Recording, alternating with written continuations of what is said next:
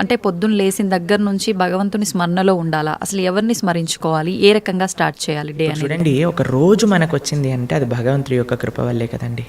అవును. ఈరోజు మనకి ఈ జన్మ వచ్చింది అని అంటే స్వామిని స్మరించాలి. హరి హరి హరి హరి అని అంటాం మనం. హరి అష్టకము అని అంటాం అనమాట. హరినామస్మరణతో ప్రారంభం చేయాలి రోజు అని చెప్తారు. భగవంతుడికి, మన ఆచార్యులకి, గురువులకి అందరికీ ఒకసారి నమస్కారం చేసుకోవాలి. పృథ్వీని నమస్కరించాలి, ఎందుకంటే ఆవిడ మన జనని. కానీ ఆవిడ మనల్ని భరిస్తుంది కదండి. మనం ప్రతిరోజు అడుగు పెడుతూ ఉంటాం పృథ్వీ పైన, వివిధ రకములైన కృత్యములు చేస్తూ ఉంటాం అనమాట. కాబట్టి ఫస్ట్ లేవంగానే, ఎంతమందికి అలవాటు ఉందో లేదో తెలియదు కానీ ఫస్ట్ లేవంగానే భూమాతను స్మృశించాలి. శ్లోకములు ఉన్నాయండి, శ్లోకములు నేర్చుకోగలిగితే నేర్చుకోండి. కానీ ఆ భావన, అమ్మా నీ పైన అడుగు పెడుతున్నాను కదా, మమ్మల్ని క్షమించు, మమ్మల్ని రక్షించు అనే ఒక భావనతో మనము నేలని స్పృశించి నమస్కరించుకోగలిగితే అది చాలా అద్భుతమైన విషయం అనమాట. దాని తర్వాత మనం భగవంతుని స్మరించి పృథ్వీని స్పృశించి నమస్కరించుకొని మన గురువులకి, ఆచార్యులకి నమస్కారం చేసుకొని, మీకు ఒక విషయం చెప్తాను. అన్నిటికంటే ముందు 2 అక్షరాలతో ప్రారంభమయ్యేది రోజు పూర్వకాలంలో, హరి అని. ఇప్పుడు కూడా 2 అక్షరాలతో ప్రారంభం అవుతుంది, కాఫీ అని. కరెక్ట్. కాఫీ అనకుండా పక్కన పెట్టి హరి అనటంలో నిద్ర లేవాలి. ఓకే. నిద్ర లేసిన వెంటనే స్నానం ఆచరించాలి. మీకు ఆ విషయం తెలుసా అండి? స్నానం అనేది సనాతన ధర్మంలో చాలా ముఖ్యమైన విషయం. మనము చాలామందికి అర్థం కాదండి. స్నానం లేకుండానే రోజును ప్రారంభం చేసేయటము, వంటింట్లోకి వెళ్ళిపోవటము, తర్వాత టిఫిన్ చేసేయటము, ఇలాంటివన్నీ చేస్తూ ఉంటారు. చాలా పెద్ద తప్పది. మనం ప్రొద్దున లేవంగానే భగవంతుని స్మరించుకొని ముందు చేయవలసింది స్నానము.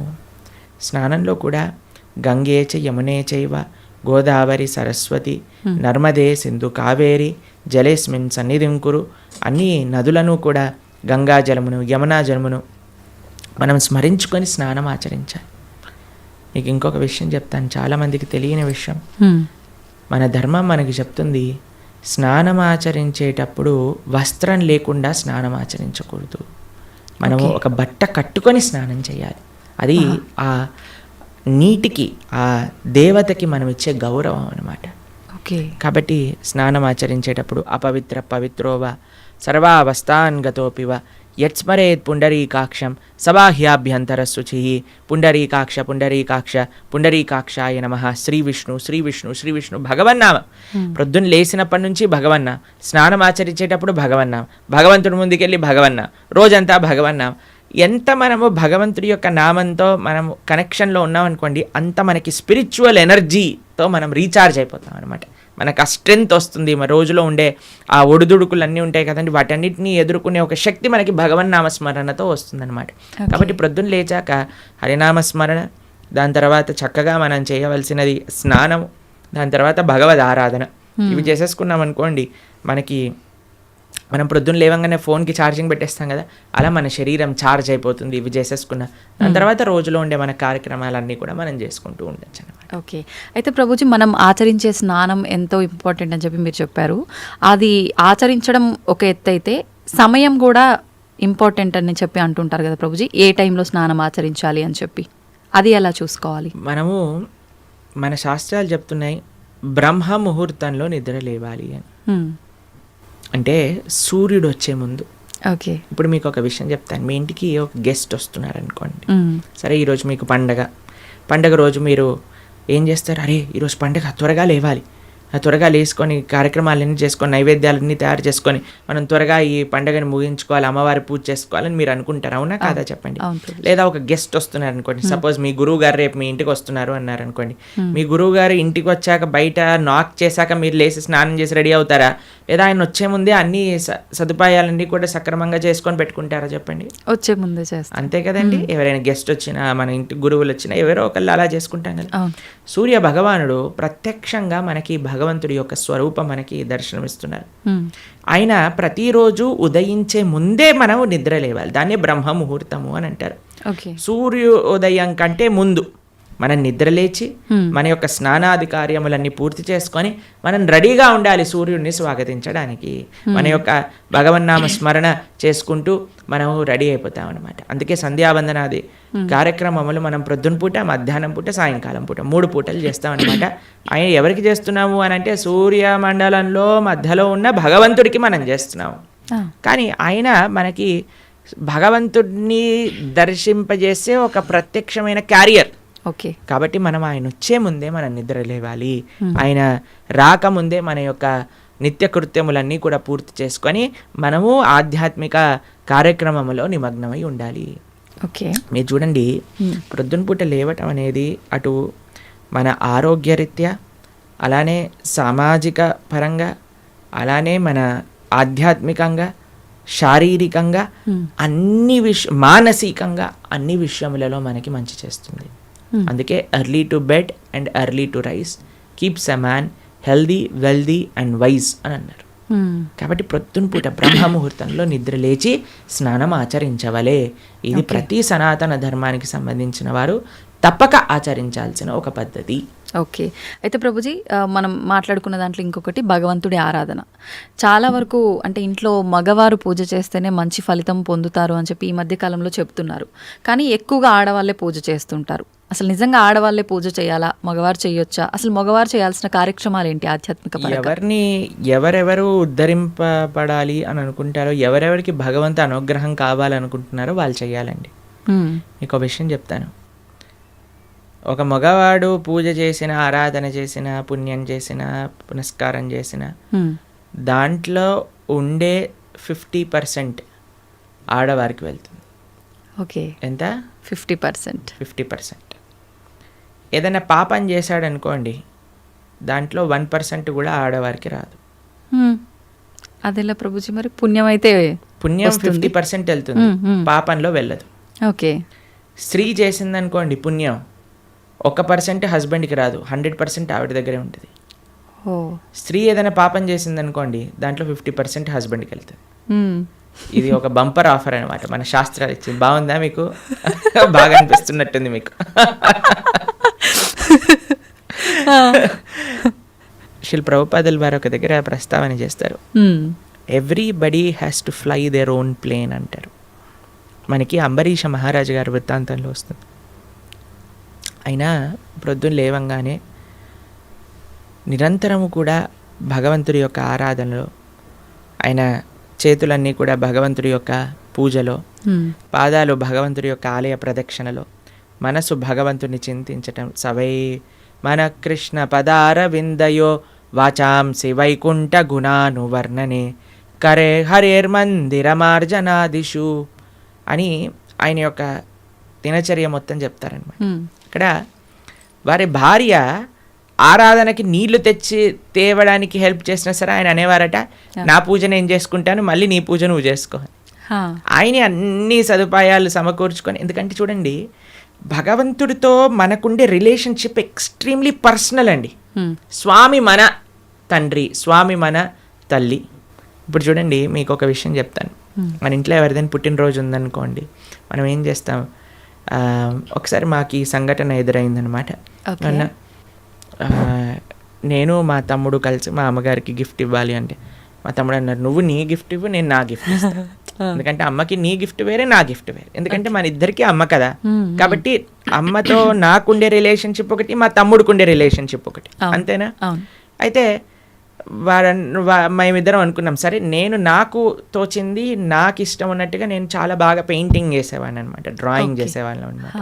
అయితే నేను ఇచ్చేస్తాను, నేను ఏదో ఒకటి స్కెచ్ చేసిస్తాను అంటే, మా తమ్ముడు అన్నాడు, నేను ఏదో ఒకటి తయారు చేస్తాను, ఏదో ఒక బొమ్మ లాంటిది ఏదో ఒకటి తయారు చేస్తాను, ఇస్తాము అని ఇద్దరం వేరు వేరు చేసి ఇచ్చామన్నమాట.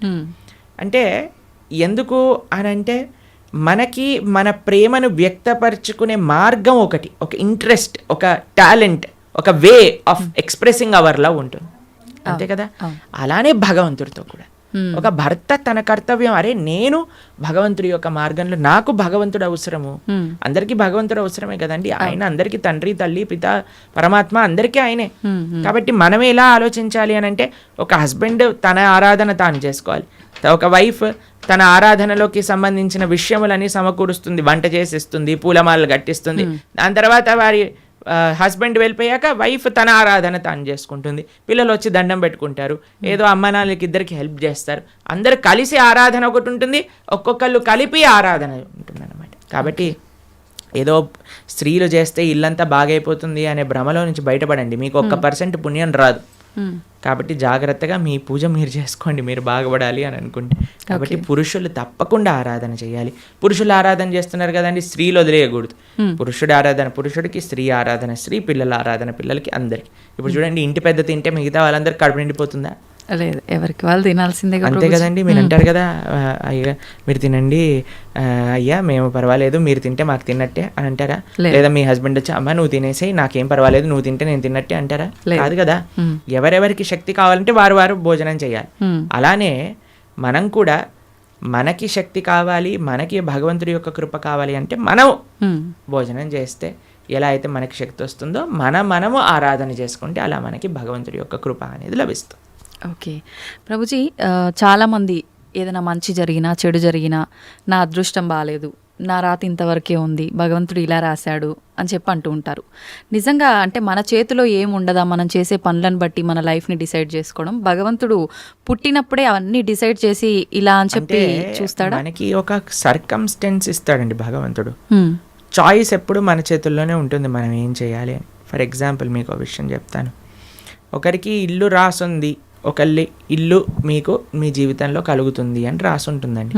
కానీ ఆ ఇంట్లో ఏం చేస్తారనేది మీ చేతుల్లో ఉంది. ఓకే, ఇల్లు వస్తుందనే వరకు మాత్రమే మన చేతుల్లో ఉంది. ఇంట్లో ఏం చేస్తాం, మనం ఒక చక్కటి పూజ చేసుకుంటామా, పునస్కారం చేసుకుంటామా, లేదా 10 మందిని పిలిచి మందు పోసి డాన్స్లు వేస్తామా అనేది మన చేతుల్లో ఉంది. మీరు కానీ మంచి ఆరాధన చేసుకున్నారనుకోండి, ఆ పుణ్యాన్ని బట్టి మీకు నెక్స్ట్ ఏమవుతుందో రాసింది. లేదు మనం తప్పు చేసామనుకోండి, ఆ తప్పు బట్టి నెక్స్ట్ కర్మ ఏర్పడుతుంది అనమాట.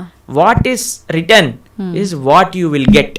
మనకేం వస్తుంది అని, దాంతో మనం ఏం చేస్తాము అనేది రాసలేదు, అది మనకు వదిలేశాడు భగవంతుడు.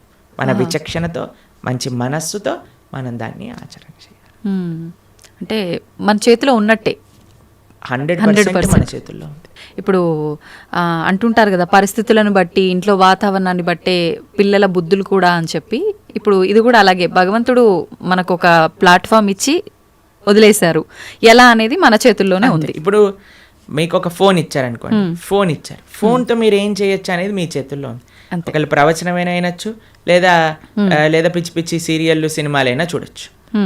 ఫోన్ రావటం మన చేతుల్లో ఉంది, దాంతో ఏం చెయ్యాలి మీ చేతుల్లో. ఇప్పుడు మీరేం చేస్తారు, పిల్లల్ని స్కూల్లో వేస్తారు, మంచి స్కూల్ చూస్తారు, అరే ఈ పిల్లలు మంచి చదువుకోవాలి, మంచి స్కూల్లో చదువుకుంటే వాళ్ళు మంచి మార్గంలోకి వెళ్తారు, కష్టమైనా ఏదైనా సరే కష్టపడి అయినా సరే వాళ్ళని మంచి స్కూల్లో జాయిన్ చేస్తారు.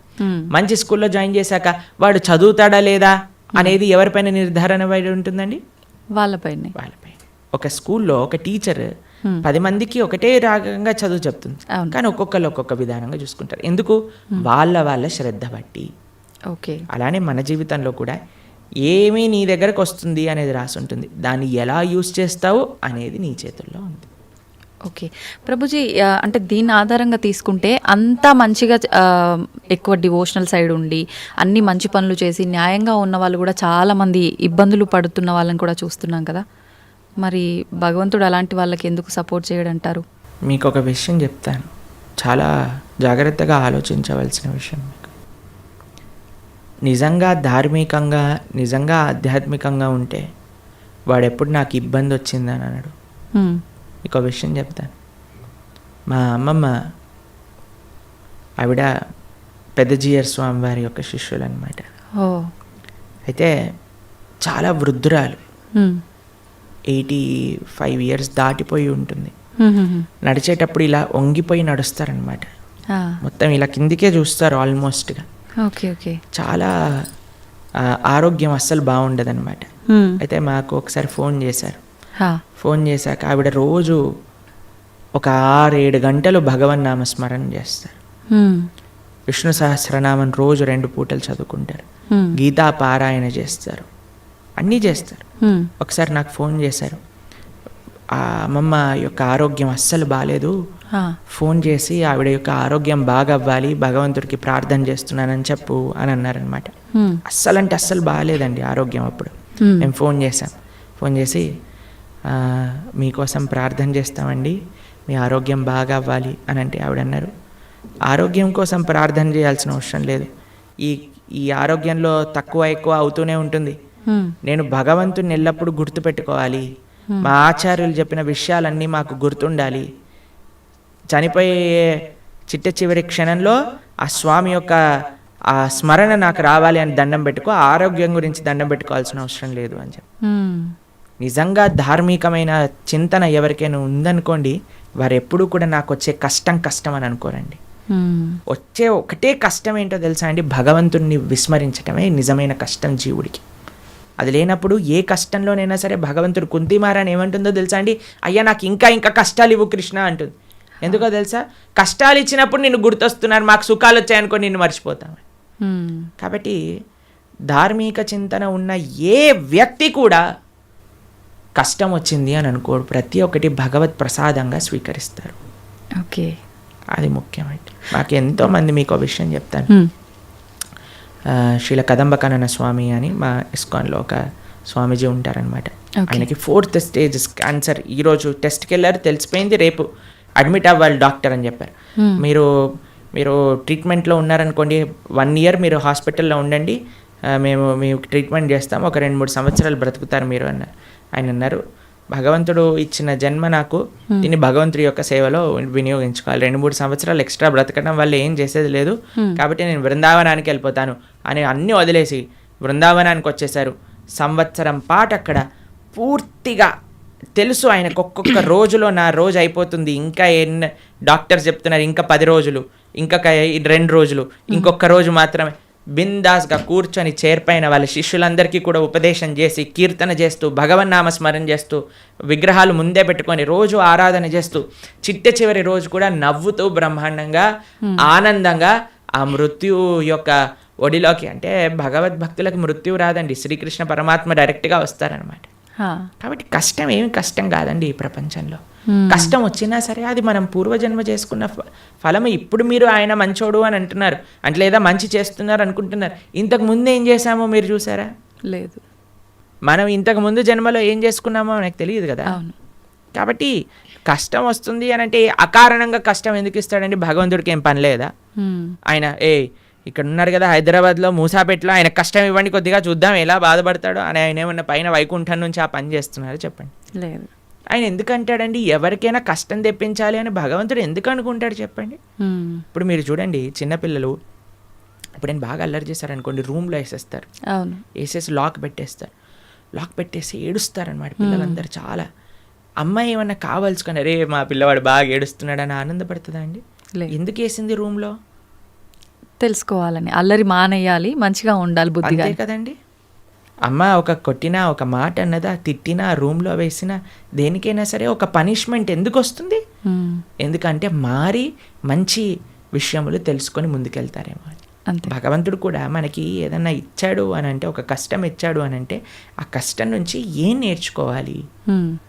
Failures are stepping stones for success అని అంటారు.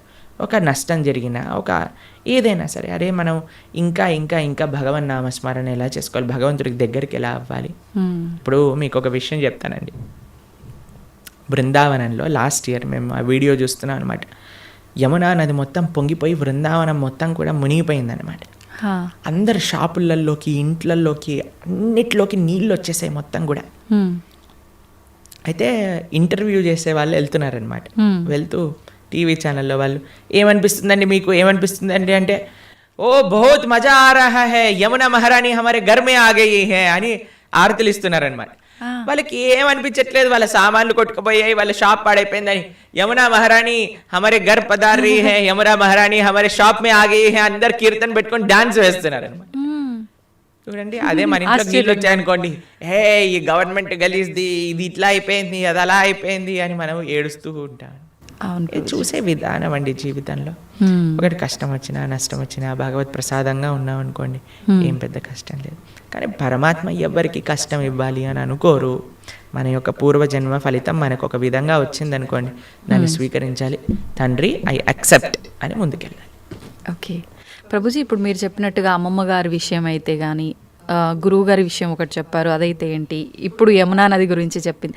ఇంత ప్రశాంతంగా కష్టం వచ్చినా ఇది కష్టం కాదు, అది కూడా భగవంతుడి కృపే, ఆయన అనుగ్రహమే అని చెప్పి దాన్ని సుఖంగా భావించాలి అని అంటే నిజంగా అసలు అంత ఈజీగా ఎలా సాధ్యపడుతుంది? ఈ కుటుంబ జీవనంలో ఉన్న వాళ్ళకి ఇదంతా ఎంత ఆధ్యాత్మికంగా ఉన్నా సాధ్యపడుతుంది అంటారా? చెప్పిన వాళ్ళందరూ కుటుంబ జీవితం ఉన్నారు, కానీ ఎక్కడో కొంతమంది, అందరికీ అలా సాధ్యపడాలంటే చాలా ఈజీ అండి.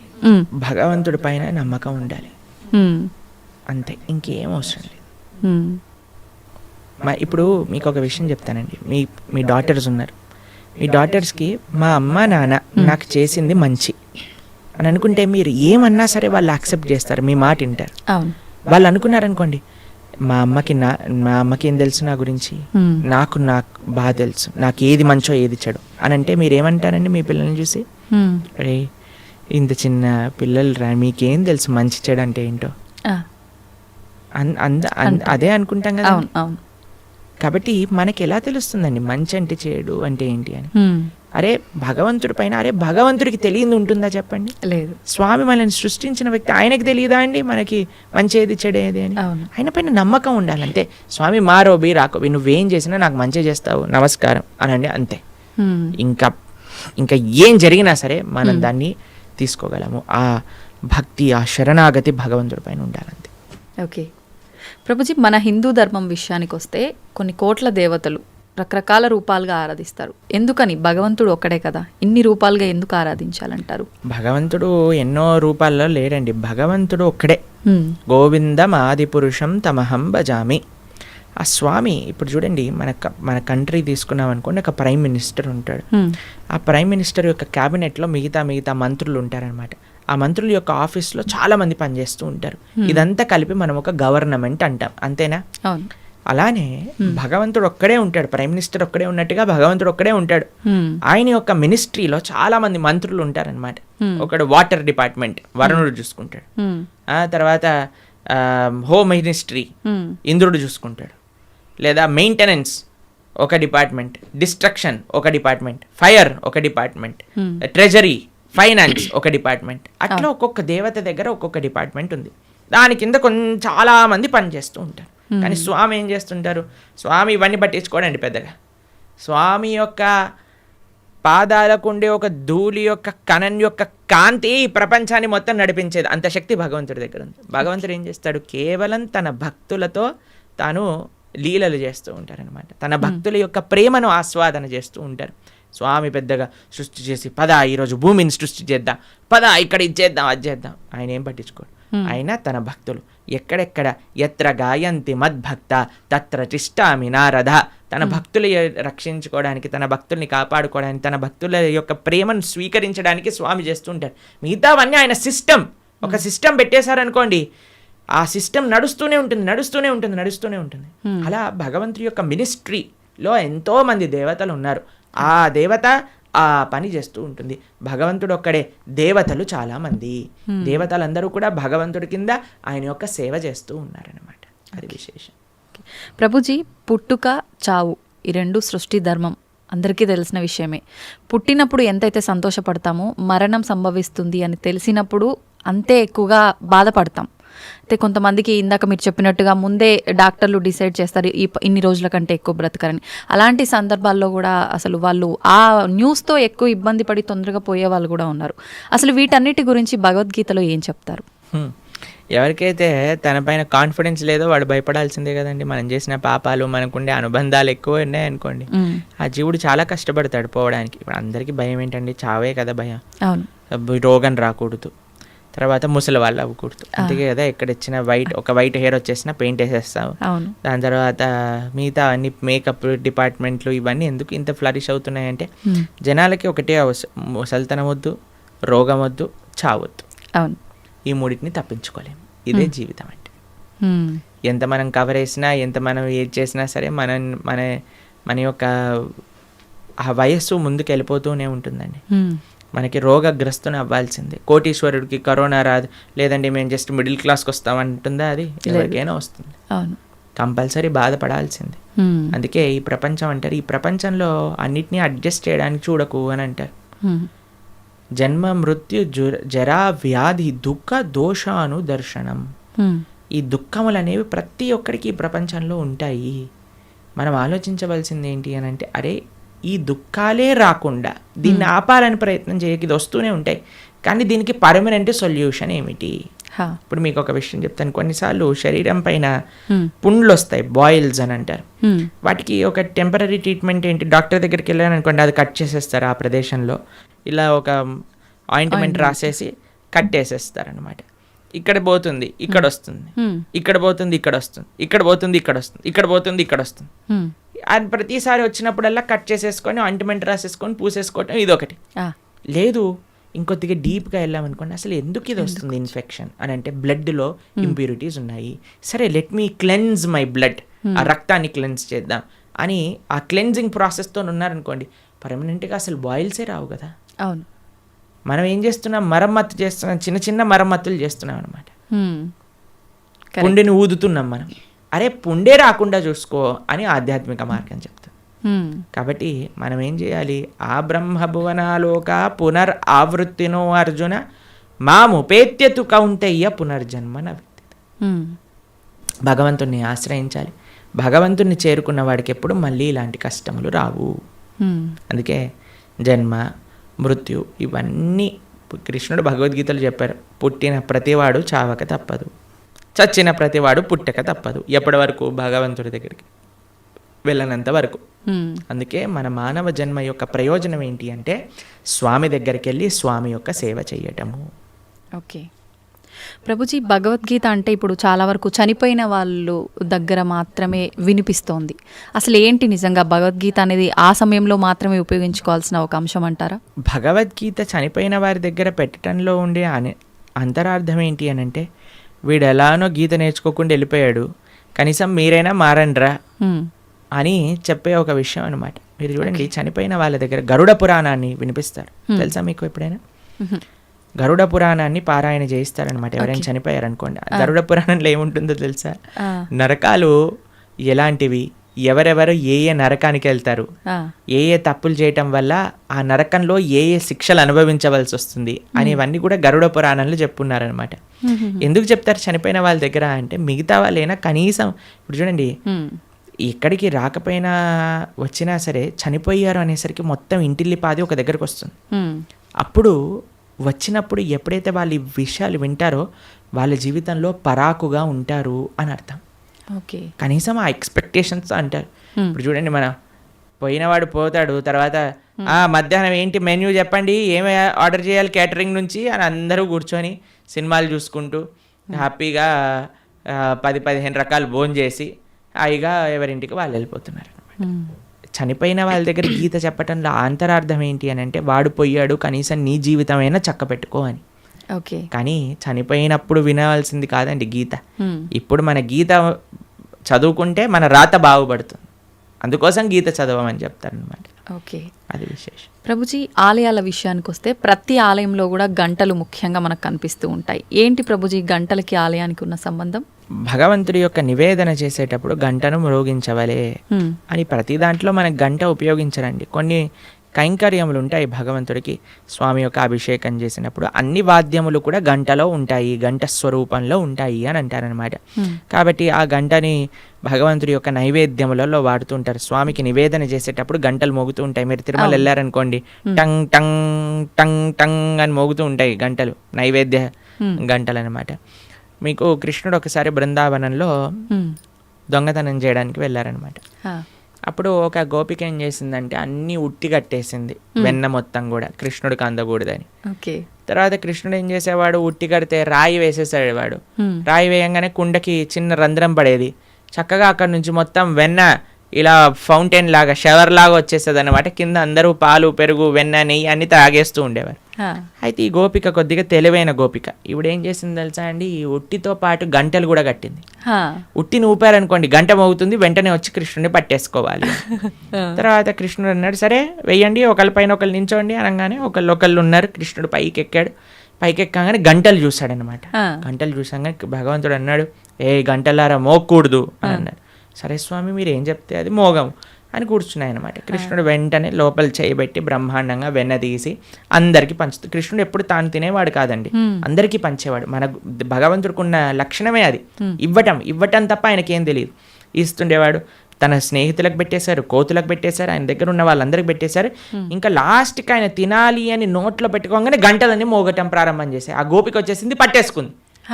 భగవంతుడు అనుకున్నాడు ఆ గోపిక పట్టేసుకొని లాగేస్తుంటే ఒరే గంటలారా చెప్పాను కదరా మిమ్మల్ని మోగద్దా అని, ఎందుకు మోగారు, ఇప్పటి వరకు బాగానే ఉన్నారు కదా. అయ్యా ఏం లేదండి మాకు అలవాటు కదా, మీరు నైవేద్యం స్వీకరిస్తుంటే మోగటామని, అందుకే మీరు తింటాం ప్రారంభం చేయగానే మేము మోగేసాము అని అన్నాయి అనమాట గంట. కాబట్టి అందరికీ కూడా భగవంతుడి యొక్క సేవలో వినియోగించుకోవాలి అనే ఒక లక్షణం ఉంటుందన్నమాట. గంట భగవంతుడికి నివేదన చేసేటప్పుడు గంట మోగించడం, భగవంతుడికి కైంకర్యం జరిగేటప్పుడు గంట మోగించడం. ఎందుకంటే సర్వ వాయిద్యములన్నీ కూడా ఘంటానాదంలో ఉంటాయి అని మన శాస్త్రములు చెప్తున్నాయి అన్నమాట. కాబట్టి గంటను ఉపయోగించాలి మంత్రంతో పాటు కైంకర్యంతో పాటు అని మనకు చెప్తారనమాట. ఓకే ప్రభుజీ, అలా అని ఊరికే ఆలయంలోకి వెళ్ళి టింగ్ టింగ్ అని ఊరికే ఎక్కడున్నా సరే ఏదున్నా పాపం భగవంతుడికి ఎందుకంటే డిస్టర్బెన్స్. కాబట్టి మనం వచ్చామని ఆయన గంట మోగిస్తేనే మన వైపు చూడడు. మనం మంచి చేస్తే ఆయన నువ్వు గంట మోగించినా సైలెంట్గా ఆలయం బయట నుంచి భగవంతుని చూసినా ఆయన మనల్ని చూస్తారు. ఎందుకంటే ఆయన చెప్పిన మాట వింటున్నాం కాబట్టి. ఏం మాట వినకుండా టంగ్ టంగ్ సినిమాలో గా రక్తం గారేటట్టుగా గంటలు కొట్టి మనం కింద బేవోష్ అయిపోవాల్సిన అవసరం ఏం లేదు. భగవంతుడి యొక్క అటెన్షన్ కావాలి అనుకుంటే మనం స్వామి యొక్క మాటలు గీత భాగవత రామాయణాదులు మనం విని మనం దాని జీవితంలో ఆచరిస్తున్నాము అని అంటే స్వామి వెయిట్ చేస్తూ ఉంటారు. శ్రీల భక్తి సిద్ధాంత సరస్వతి ఠాకూర్ అని మా ఆచార్యులు ఆయన చెప్తారనమాట, don't try to see Krishna, serve Krishna in such a way that Krishna would want to see you అని అంటారు. ఆయన ఏమంటారంటే దేవుణ్ణి చూడాలి అని పరితపించకు, భగవంతుడి యొక్క సేవ ఎలా చెయ్యి అని అంటే భగవంతుడే నిన్ను చూడాలి అని అనుకోవాలి, అట్లా సేవ చేయటం నేర్చుకో అని అంటారనమాట వారు. కాబట్టి ఆ విధంగా మనం ఉండేటట్టుగా ప్రయత్నం చేసుకోవాలి. గంట ఆడవాళ్ళు కొట్టకూడదు పూజా సమయంలో హారతి ఇచ్చేటప్పుడు, కానీ పక్కన మగవాళ్ళు గంట కొట్టాలి ఆడవాళ్ళు హారతి ఇవ్వాలని వింటూ ఉంటాం. నిజంగా గంట ఆడవాళ్ళు కొట్టకూడదు అంటారు? అలాంటివి ఏం లేదండి, భగవంతుడి యొక్క సేవలో అందరు సమానమే. ఇంకొకటి సేవ అన్నారు. భగవంతుడికి భక్తితో మనం చేసే పనులు ఇష్టపడతాడా, లేదంటే సేవ చేస్తే ఎక్కువగా అనుగ్రహిస్తాడంటారా? భక్తితో సేవ చేస్తే ఇష్టపడతారు. పూజల కన్నా సేవని ఎక్కువగా ఇష్టపడతారా? సేవ అంటే భగవంతుడికి చేసే ఆరాధన కూడా సేవనే. శ్రీ విగ్రహ సేవ అని అంటాం. భగవంతుడికి నైవేద్యం సమర్పణ చేయటం సేవనే, లేదా గోవులకి సేవ చేయటం సేవనే, 10 మందికి భగవత్ ప్రసాదాన్ని నివేదన చేయటం సేవనే, 10 మందికి భగవంతుడికి సంబంధించిన విషయములు చెప్పటం సేవనే, ఆలయానికి వెళ్ళటం సేవనే.